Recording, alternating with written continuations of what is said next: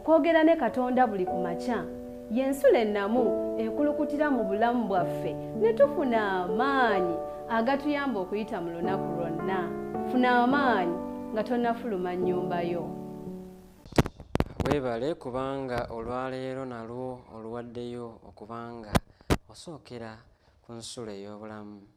Neebaza Mukama akuwadde omukisa okuba omulamu ate era n'olondawo okujja okukola okusalawo okulungi okuwulira ebigambo bye. Gyali Muyinza Edison Kizza, nkwebaza kubanga kino kyolonzeewo. Mukama akuwa omukisa.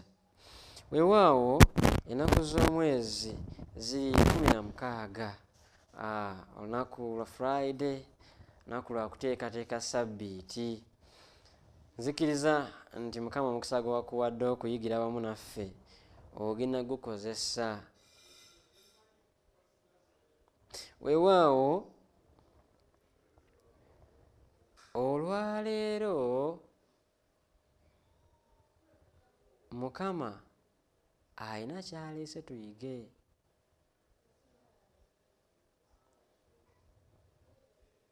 Era nga kya muwendo.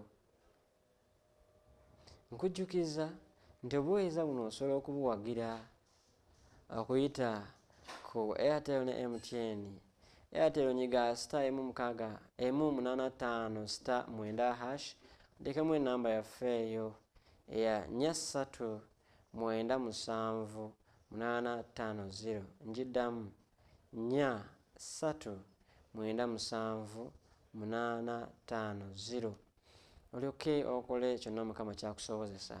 MTN *165*3# ate gwe n'olyoka oteekamu koodi eyo 838983 838983. Eyo koodi gy'oteekamu okusobola okuba ng'okola obuwagizi bwonna. Amannya gonna ge gamu Avento Media Ltd. Nsaba Mukama akuwa omukisa olw'obuwagizi obwo bwonna. Naawe atanaba kubanga ofuna Avento Media app, nkujjukiza nti wonna weeyagalira TV w'ogirabira. Ofunye Avento Media app, alina Android genda ku Play Store oteekemu Avento Media oginstallinge ku ssimu yo. Alina iPhone Apple genda bugenzi ku Apple Store oteekemu Avento Media naawe ogiteeke ku ssimu yo otambule ne TV yo mu ngalo. N'ebirala byonna ebyeyongeramu byonna package kweri ku app yaffe eyo eya Avento Media. Weewaawo nkutegeeza ogabana obubaka buno bwe tuyiga n'omuntu omulala naye abeeko ky'ayiga. Genda ku YouTube yo sharinge. Tanaba subscribinga naawe subscribinga. Avento Productions tuyigire wamu ekigambo kya Katonda. Weewaawo olunaku lwaleero nsaba twomeke tusabireko wamu ate tubeeko kye tuyiga. Taata waffe omulungi weebale kutuyigiriza. Tusaba Omwoyo Omutukuvu yaba atuluŋŋamya tusobole okubitegeera n'okubikola nga weeyagala mu linnya lya Mukama waffe Yesu Kristo. Amiina. Amiina. Olunaku lwaleero 16 January 2026 tulina ekyokuyiga ekigamba okwetwalira omugabo so si okwetwalira omugabi so si ekirabo. Ekyo nno kintu kikulu nnyo okulowoozaako n'okuteekako ebirowoozo. Ebiseera ebisinga tutwala ekirabo ne twerabira omugabi w'ekirabo. Kaakati olwaleero nsaba okola okulondawo okusinga obulungi, okulondawo nannyini kyo omugabi wa byonna, ate olwo olyoka obe n'emirembe kubanga ekyo kye kisinga. Weewaawo olunyiriri olwaleero tuze mu Zabbuli essula 4, Zabbuli ey'okuna olunyiriri 6 paka 8. Bayibuli egamba waliwo bangi aboogera nti ani alitulaga ekintu ekirungi. Mukama gwe oyimuse omusana ogw'amaaso go ku ffe. Otadde essanyu mu mutima gwange okusinga ery'omukyengera eky'emmere n'omwenge gwabwe. Mu butatya naagalamiranga ne neebaka, kubanga ggwe wekka Mukama ontuusa mu mirembe. Wulira ebigambo eby'essanyu ebyogerwa omuddu wa Katonda Dawudi. Weewaawo nno tuyize ebintu bingi mu byokubiga byaffe bino, naye nga byonna bituyigiriza ekigambo kimu: kwesiga Katonda na butatya, ate n'okugoberera eddoboozi lye. Wulira omusajja ono awandiika ebigambo bino agamba nti Ssekukkulu we zaatuukanga, ye ne mukyala we kye baakolanga basalawo okuyigiriza abaana baabwe gwe baayitanga Father Christmas, nga babayigiriza okumukkiriza oba okumukkirizaamu, awamu ne Santa Claus, nga baagala abaana bano babeere nga bakkiririza mu bintu ebifaanako weebityo. Era ne kibasanyusanga okulaba nga kwegamba baafulumanga ne bafuba ne bagenda beefunire ku birabo okuva ewa Father Christmas. Kyokka ne beewuunya okubanga ono Father Christmas amanyi bye basingira ddala okwetaaga, era bye basinga okwagala ennyo ebibasanyusa. Ekyo nno kyabeewuunyisanga. Kyabasanyusanga okutuusa lwe baategeera amazima. Ekituufu ekyali kibeewuunyisanga kyavaawo, naye agamba nti naffe ne tukola ki? Ne tweraliikirira abaana baffe okulowooza nti tubadde nga tubalimba. Ne bagamba tukoze tutya? Agamba nti bwe tutyo twasalawo tubabuulira amazima. Era agamba nti basookera ku muwala ne bamugamba, muwala waffe ebikwata ku Father Christmas bye bino, ne babimuyiira byonna. Bamunnyonnyola nti bo bennyini taata ne maama be baafunanga ebirabo byonna buli mwaka, ne babiwa Father Christmas abibawe. Era omuwala kwe kubagamba, bigambanga n'omukono gwe abalaga nti ekyo tekimwewuunyisizza. Ne beewuunya kyaba bagamba mu buwombeefu obw'ekitalo nti ekituufu Father Christmas abadde nga amumanyi, era nga amutegeera bulungi n'okusinga bwe badde balowooza, okumala emyaka mingi abadde amumanyi. N'abagamba nti okumanya Father Christmas ono kyekyaleeteranga Ssekukkulu okubanga emunyumira, kubanga wulira, kubanga yali amanyi engeri gye baali bagulangamu ebirabo ne bateeka eri, okubanga Father Christmas abibawa. Nijagambye nti ebyo byonna nali mbimanyi, tegeera nti mwe mubiteekayo.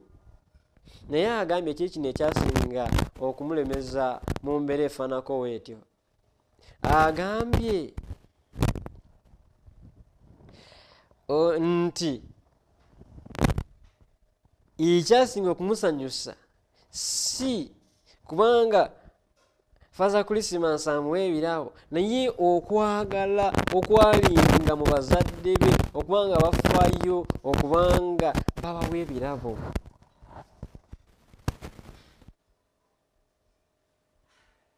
Ekituufu ekyamusanyusanga kwe kwagala kwe baali balina, engeri gye baali bamwagalamu nga kye kimusanyusa nti batugenda okugendera babiteeke mu faaza Krisimansi nayo kabisangeyo. Ekyo kyekyali kimusanyusa kyokka kubanga yali yategeera dda nti ebyo si we biri, atudde wano ewaffe.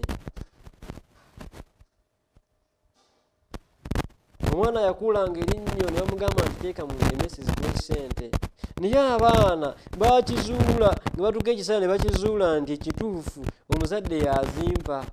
Kati ekyo kyokka tekimuleetera kulekeraawo okuteekayo, naye amakinga sure nti akoze eki, ategeezezza alina okumuwa ssente. Kati ono kyayogerako wano, teeberezaamu, teeberezaamu.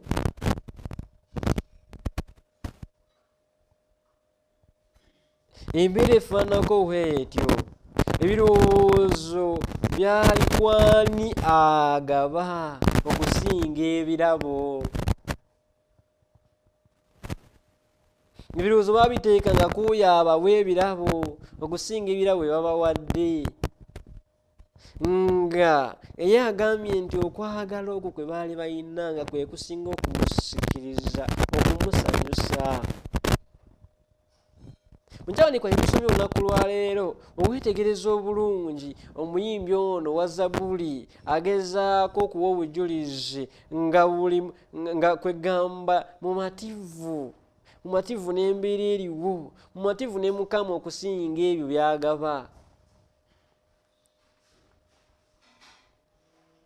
Emirundi mingi nno mu bulamu bwaffe buno tumatira n'ebyo bye tufunye okusinga oyo abituwa. Tumatira n'ebirabo bye tulina okusinga abigaba. Kwegamba ne tusanyuka olw'emikisa okusinga tuwa emikisa. Ate nno olwaleero Mukama alina kyatuyigiriza, ayagala tujagulize mu oyo atuwa ebirabo, omugabi w'ebintu byonna, omugabi w'ebirungi, so si ebyo ebirungi bye tufuna.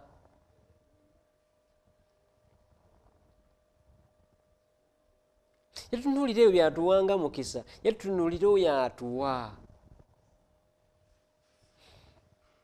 Ye Yakobo agamba nti buli kintu ekirungi era ekituukidde kiva eri Katonda ow'ekitangaala oba ow'ebyaka. Buli kintu ekirungi. Kaakati ffe tutunuulidde ki? Agamba nti some of us love the things of God and not the God of the things. Twagala ebintu bya Katonda naye tetwagala Katonda nannyini byo. Kira tugambye okwetwalira omugabi so si ekiki ekirabo.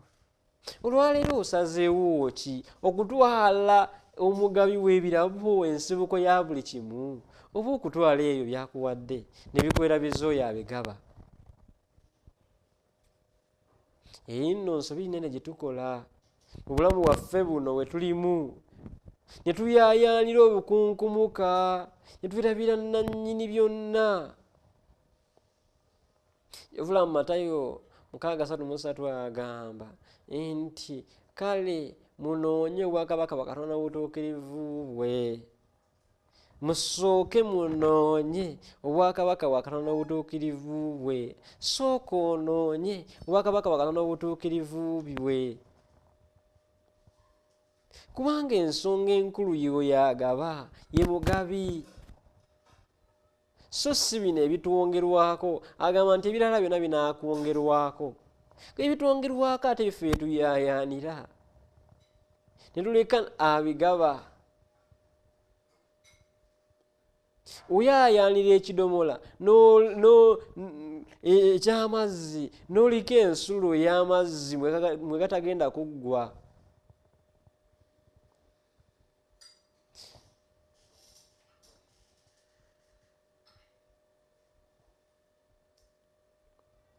Oli agamba nti olwanira ekiwagu ng'olina enkota. Tukayanira kwegamba ebintu ebiggwaawo. Ifo ky'okayanira nannyini byo. Kubanga bwe tubeera ne nannyini byo tuba tubirina byonna. Ye Dawudi mu kusanyuka okungi agamba nti wulira wayogera kankuddiremu katono olizikiriza aboogera nkuddiramu katono. Agamba nti waliwo bangi aboogera nti ani alitulaga ekintu ekirungi. Mukama gwe oyimusa omusana ogw'amaaso go ku ffe, otadde essanyu mu mutima gwange okusinga ery'omukyengera ky'emmere n'omwenge gwabwe. Mu butatya naagalamiranga ne neebaka, kubanga gwe wekka Mukama ontuusa mu mirembe.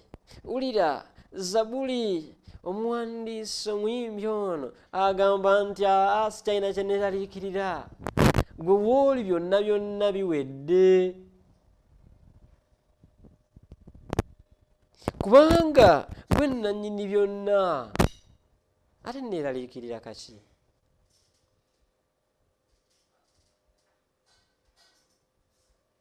Kiki ekinneeraliikiriza? Kulumwa nnaku? Byonna byonna gw'obisobola. Kwegamba tetulina nsonga lwaki tweraliikirira. Tulondawo bulonzi kweraliikirira. Ninga tulina buli nsonga yonna ey'obuteeraliikirira. Muganda wange, lowoozaamu.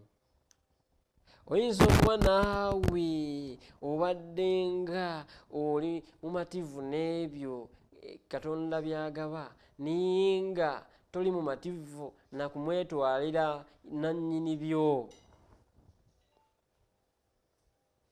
Nga gwe essiro lisimbye ku ebyo by'ayinza okukuwa, naye nga tolisimbye ku ye abigaba, okubanga gwe weesiga ne weetwalira n'omukkiriza afuga obulamu bwo.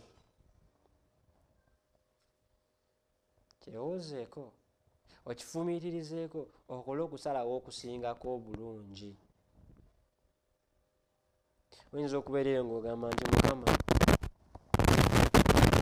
nkitegedde olwaleero, era ng'okugamba Mukama nsaba nnyongere okumatira nga ndi naawe. Wadde nga sirina kye nnina, matire kubanga ndi naawe nannyini byonna. Era ng'ogamba nti Mukama gwe omugabi wa byonna, gwe wekka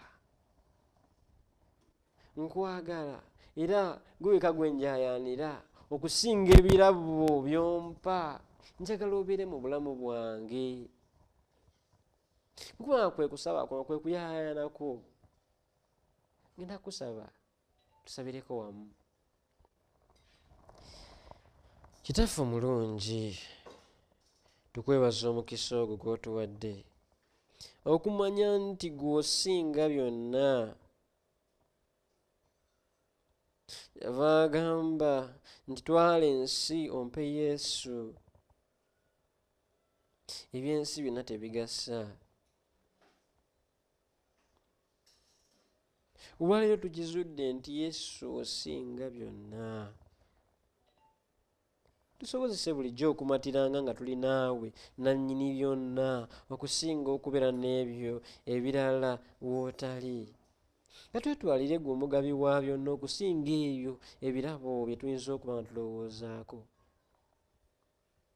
Tubeera naawe buli kimu tuba nakyo, kubanga gwe nannyini byonna. Yongera okutusobozesa okukkiriza ekyo n'okukkiriza kibeere mu bulamu bwaffe. Okusaba kwaffe nga era twegayirira mu Kristo Yesu Mukama waffe. Amiina. Amiina. Amiina. Mukama Katonda akuwa omukisa abeere naawe okuyita mu lunaku lwonna. Weeraba. Okwogera ne Katonda buli ku makya y'ensula ennamu ekulukutira mu bulamu bwaffe ne tufuna amaanyi agatuyamba okuyita mu lunaku lwonna. Funa amaanyi nga tonnafuluma nnyumba yo.